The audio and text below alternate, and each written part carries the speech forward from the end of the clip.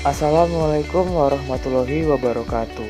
Dalam video ini, kami akan menjelaskan materi tentang produksi dengan mata kuliah pengantar ilmu ekonomi dan dosen pembimbing Made Devi Widayanti SAP MSI.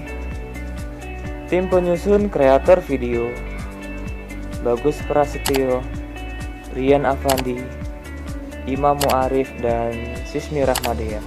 Oke, kita lanjut saja ke materinya. Produksi.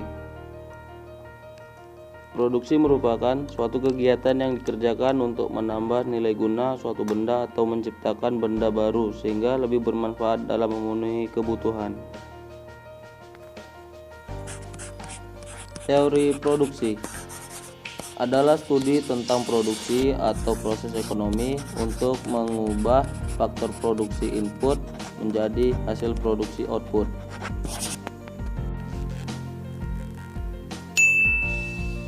Fungsi produksi merupakan berbagai bentuk kombinasi penggunaan faktor-faktor produksi yang menghasilkan suatu hasil produksi tertentu yang tertuang dalam suatu persamaan. Jenis-jenis produksi. Pertama, menciptakan nilai guna suatu barang. Kedua, menambah nilai guna suatu barang. Jangka waktu produksi. Jangka pendek, short run, yaitu jangka waktu input ketika input variabel dapat disesuaikan, namun input tetap tidak dapat disesuaikan. Jangka panjang, long run, merupakan satu waktu seluruh input variabel maupun tetap yang digunakan perusahaan dapat diubah. Tahap-tahap produksi. 1. Planning atau perencanaan. 2. Routing atau penentuan alur. 3. Scheduling atau penjadwalan. 4. Dispatching atau perintah mulai produksi. Produksi dengan satu variabel. Hubungan produksi di mana terdapat satu variabel dan lainnya tetap. Biasanya berlaku hukum pertambahan hasil yang semakin berkurang, yaitu apabila faktor variabel itu ditambah terus, maka output semakin lama akan semakin menurun secara rata-rata, dikarenakan semakin besarnya faktor pembagi, sementara faktor yang dibagi tetap.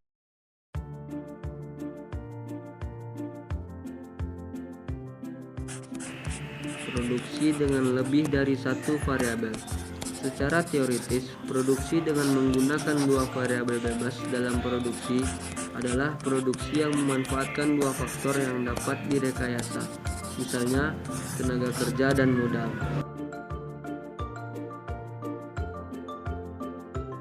Pengaruh faktor produksi dan tetap. Faktor produksi tetap yaitu faktor produksi di mana jumlah yang digunakan dalam proses produksi tidak dapat diubah secara cepat bila keadaan pasar menghendaki perubahan jumlah output. Garis perluasan produksi.